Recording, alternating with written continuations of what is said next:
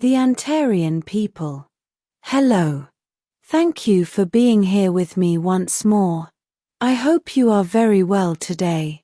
I am Marie. Welcome to my channel. This information can be seen as science fiction, or as the viewer sees best, and I post it for entertainment purposes only. Still, I take my information very seriously, and for whoever has eyes to see.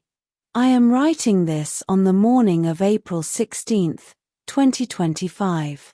From now on, whenever I write about a star race, I will place a small technical resume first, for added clarity, and then I will proceed to talk more about them.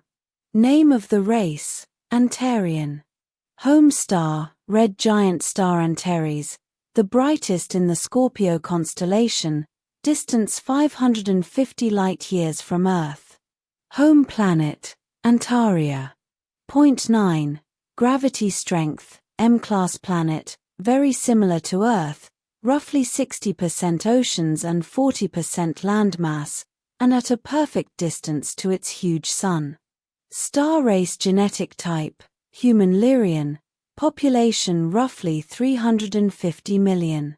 Technological level: very high, fully interstellar. Starship's main shape: complex science fiction-like models. Political model: Step Council holistic society with a Senate Council and a monarchy. Their starseed presence on Earth is plentiful, but I do not have the exact numbers. Antarians are Galactic Federation and Alcyone Council members. Antarians are very peaceful and beautiful people, and are basically more humans as they are genetically identical to the ones found on Earth and elsewhere, yet they do not have such an appearance variety as the one found on Earth and in other places, as they all look alike regarding their physical proportions, skin, hair, and eye color. Antarians have very white, porcelain-like skin with very light-colored blue or green eyes, with few exceptions, which sharply contrasts with their very dark hair, making them quite easy to identify when in a multi-race meeting, for example, in the Galactic Federation. Antarians are said to be 850,000 years old as a culture, roughly as old as the Taygetan culture is as well, although I do not agree with those official numbers because I have learnt that time cannot be measured without a consciousness which is perceiving it, and a year is also very relative to where it is being measured, so those long numbers don't make much sense to me, although that is what is in the archives of the Galactic Federation, and I suppose the planet of reference for those numbers must be Earth. In my perception, both the Antarian civilization and the Taygetan one must be much younger. Anyhow, Antaria was founded more or less at the same time as most of the civilizations in the Pleiades star cluster, including Taygeta, and as the story goes, is also the result of the mass immigration called the Great Expansion, and which resulted from the mass reptile and Orion Grey invasions which occurred at the beginning of the so-called Orion Wars.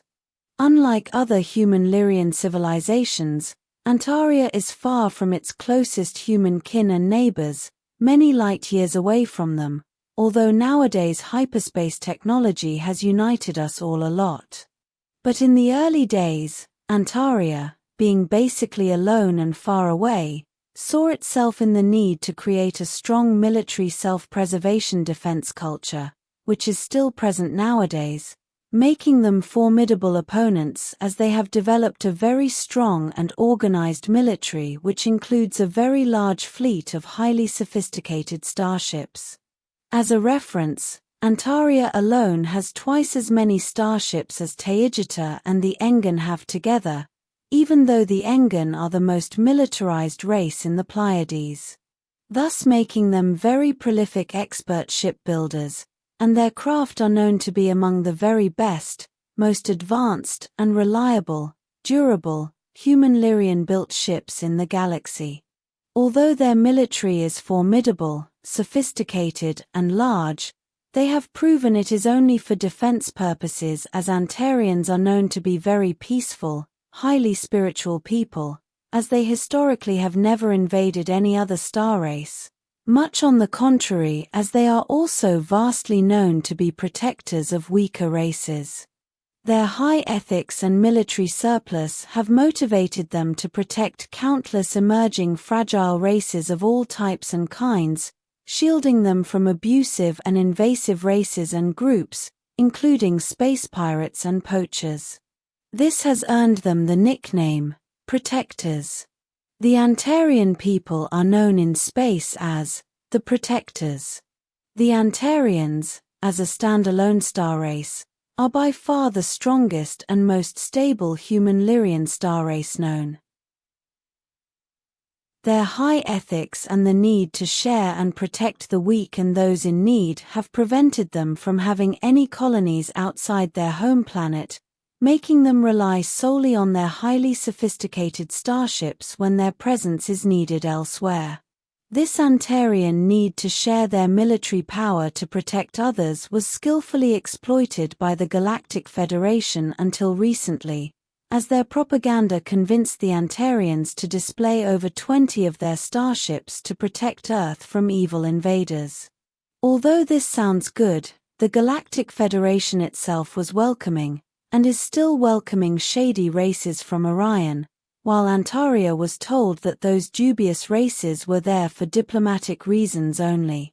This caused Antaria to help isolate Earth and its inhabitants from the rest of the galactic community, much in favor of the Galactic Federation's shady interests. Until recently, the Antarian fleet around Earth was basically the Federation's police force, which intercepted and repressed any unauthorized starships leaving or approaching Earth, a role which the Alpharata Centauri people have today. Until very recently, the Antarians were very cooperative and even subservient to the interests, laws, and regulations of the local Galactic Federation. Just a few months ago, with the skillful, dedicated diplomacy of their local representative and ambassador, as Ed Nydia of Antaria, the Antarians have changed their mind regarding what is happening on Earth and with Earth, thus challenging the Galactic Federation's status quo, much to their annoyance.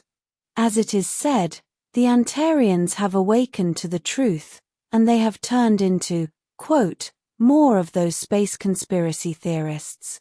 This is largely because of the intervention of the new Taygetan queen, yours truly, and their recent annexation into the Alcyon Council, and the multiple aspect cooperation it offers to their members, which are all the star races in the M45 Pleiades star cluster, and the huge and mighty Urmah feline confederation. As the Urmah have the Hyadian race of the Pleiadian star Merope representing them locally, the Antarians are the first and only non-Pleiadian star race to become members of the Alcyon Council. To this day, the Antarians keep a strong 5-starship presence in Earth's orbit, but no longer patrol the area as they have refused the task officially. As I have discussed with Ambassador as Ed Nydia, our role here, together with the Urmah, is to provide the presence of a strong group of people who are monitoring and challenging the Galactic Federation's shady operations and procedures regarding planet Earth, thus preventing them from causing a new mass social or planetary reset, as it is known they have done so in the past and at least 6 times.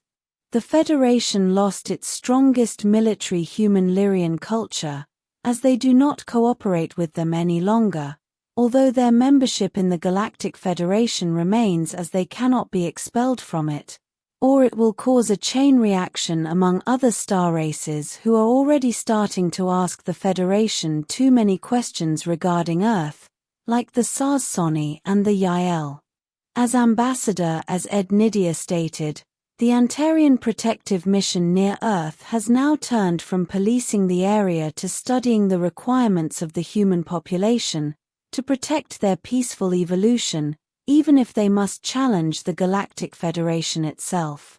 And this protection extends to their vast number of Antarian starseeds currently living on Earth, and which worries them a lot now that they have seen the complexity of what is occurring on the planet, and the unnecessary dangers and abuses they are subjected to. Antarians on their home planet are known to be very good engineers and technicians, who have developed technology which is among the highest coming from a human Lyrian star race. Their technological cooperation, as well as barter relationship with the Taygetan people, has always been very high, and this reflects onto mutually developed technologies which are common to both star races. They have always been good friends with the Taygetans, and there has always been a lot of tourism and immigration between both civilizations. Civilian transport craft regularly fly from Tema to Antaria with pre-established and scheduled flight paths. I have good communication with King Urmah Yah of Antaria and his Queen Seria, but mainly through their local ambassador, Azed Nidia. Needless to say, they have all turned into space conspiracy theorists.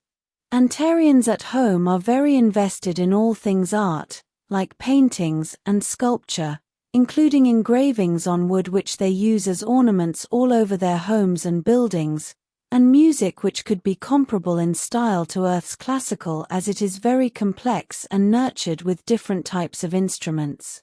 Their engravings on wood are famous all over this galactic quadrant, and are easily recognizable as Antarian art, which defines much of their architecture and culture.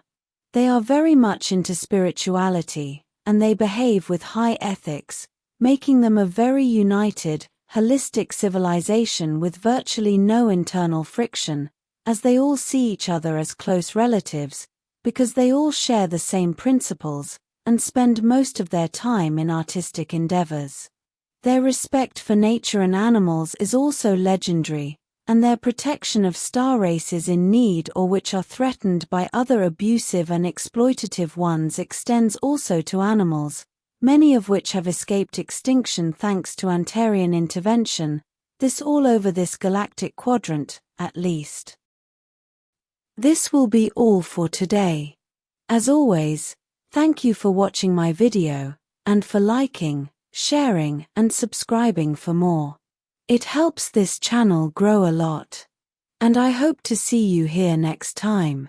With much love and appreciation, your friend, Marie.